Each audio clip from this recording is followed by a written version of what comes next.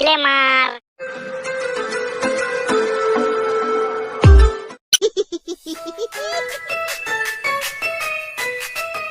এক নম্বর ক্যান্ডিডেট চলে আসুন, বসুন।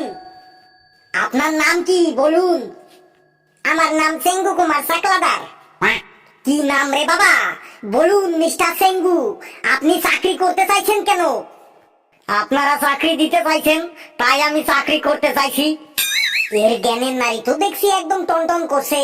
বেশ, বলুন আপনি এখানে কিসে করে এলেন? চরণ বাবুর ট্যাক্সিতে করে এলাম। চরণ বাবুর ট্যাক্সি তার মানে? চরণ বাবুর ট্যাক্সি মানে পায়ে হেঁটে এলাম।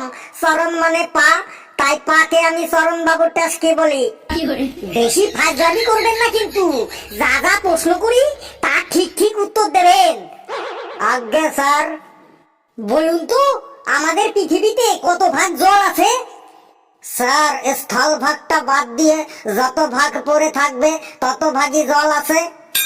বুঝেছি বুঝেছি, আপনি খুব ইন্টেলিজেন্ট। আপনার জন্য আমাদের কাছে কোনো চাকরি ফাঁকা নেই, ভাগুন এখান থেকে। নেক্সট ক্যান্ডিডেট চলে আসুন। এসে পড়েছি স্যার, বসুন ওখানে। আমি এখানে বসতে আসিনি, বসার জন্য আমাদের বাড়িতে পিড়ি আছে, জলচকি আছে, মাচা আছে। বেশ, তাহলে দাঁড়িয়েই থাকুন। বলছি আপনি আমাকে কি চাকরি দেবেন? আপনাকে প্রশ্ন জিজ্ঞাসা করি, তারপর আপনার কেমন ট্যালেন্ট আছে সেটা দেখে আমি ঠিক করব আপনাকে কি চাকরি দেওয়া যায়। ও, তার মানে আপনি ইন্টারভিউ নিচ্ছেন, আপনি নিজেই জানেন না চাকরিটা কি? বললাম তো ইন্টারভিউর পর ঠিক করব আপনি কি চাকরি পাবেন। আমাকে মাইনে কত দেবেন সেটা আপনার যোগ্যতা দেখে ঠিক করা হবে। আপনি কত টাকা মাইনে পেতে পারেন তাও মোটামুটি একটা আইডিয়া করে বলুন তো, কত টাকা মাইনে পেতে পারি আমি? তাও মোটামুটি আপনি 10 থেকে 15,000 টাকার মধ্যেই পাবেন। মাত্র 10-15,000 টাকা? দূর, ওই টাকা পেলে তো আমার গুটকা খাওয়ার পয়সাটা উঠবে না। আপনি গুটকা খান? হ্যাঁ খাই তো। আপনি কি করবেন? কি করব মানে? ভাগুন এখান থেকে, আমরা কোনো গুটকা খোরদের চাকরি দিই না, ভাগুন এখান থেকে। নেক্সট ক্যান্ডিডেট চলে আসুন। আই এম ভেতরে কামিং স্যার। আসুন আসুন, বসুন। আপনার নাম কি? I M a big name, কিন্তু আমার শর্টকাট নেম ইজ পটাই। বেশি ইংরেজি বলতে হবে না, ভুলভাল ইংরেজি বলার থেকে আপনি বাংলাতেই বলুন। ওকে মালিক, আপনি যা বলবেন তাই স্যার। দেখুন, আমি আপনাকে কিছু জেনারেল নলেজের প্রশ্ন ধরব, যদি ঠিকঠাক উত্তর দেন তাহলে আপনাকে আমরা আজই জয়েন লেটার দিয়ে দেবো। বাহ, থ্যাংক ইউ স্যার। আর দেরি না করে প্রশ্ন করা শুরু করে দিন, আনন্দে আমার হৃৎপিণ্ড কম্পিটিশন শুরু হয়ে গেছে। কি কম্পিটিশন বললেন? হৃৎপিণ্ড, হৃৎপিণ্ড। অনেক কম্পিটিশনের কথা শুনেছি, কিন্তু এই হৃৎপিণ্ড কম্পিটিশনের কথা এই প্রথম শুনলাম।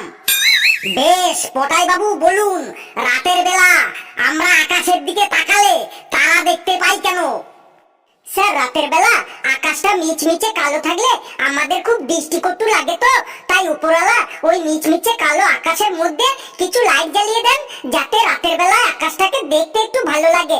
সবই উপরওয়ালার কেরামতি স্যার। বাহ, আপনার অ্যানসারটার মধ্যে কিন্তু লজিক আছে। শব্দের তো লজিক শুরু স্যার, এরপরে আমার ম্যাজিকও দেখতে পাবেন। কিছু বললেন? কই না তো। এবার বলুন তো, বিড়ালে মাছের কাঁটা খায় কেন? স্যার বিড়াল মাছ কোথায় পাবে বলুন? কেউ তো আর বিড়ালকে মাছ দেয় না, শুধু মাছের কাঁটাগুলো দেয়, তাই বিড়াল মাছ না পেয়ে মাছের কাঁটাগুলোই খায়। ভেরি ইন্টারেস্টিং লজিক আপনার। এবার বলুন তো, এরোপ্লেন আকাশে ওড়ে কেন? স্যার বর্তমানে রাস্তাঘাটে যা গাড়ি ঘোড়া বেড়ে গেছে, যা ট্রাফিক জ্যাম হচ্ছে, সেই জ্যামে আটকে যাওয়ার ভয়ে এরোপ্লেন আকাশে ওড়ে। তাছাড়া এরোপ্লেন যে স্পিডে চলে, ওরকম স্পিডে যদি রাস্তায় চলে তাহলে পুলিশকে ফাইন দিতে দিতেই প্লেনের সব টাকা শেষ হয়ে যাবে।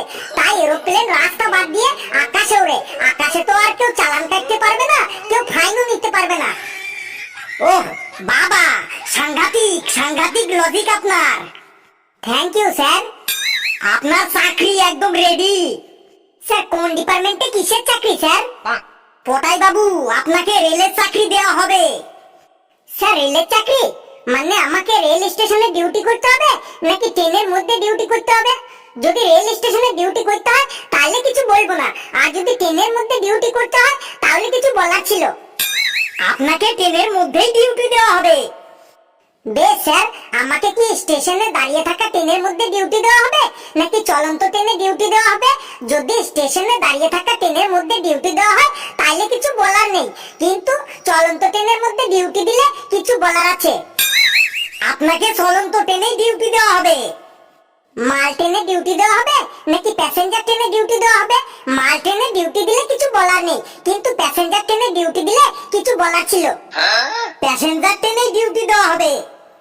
প্যাসেঞ্জার ট্রেনে মানে লোকাল ট্রেনে ডিউটি দেওয়া হবে নাকি এক্সপ্রেস ট্রেনে ডিউটি দেওয়া হবে?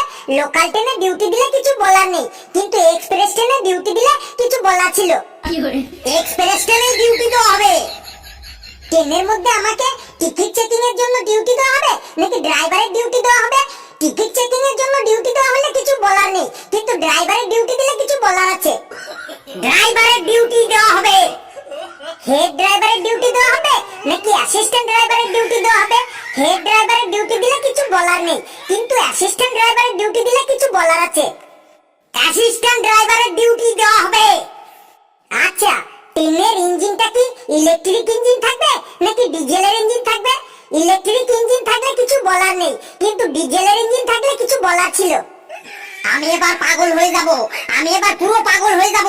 এই আপনি উঠুন, আপনি বেরোন এখান থেকে, আপনি ভাগুন, আপনি বেরোন এখান থেকে।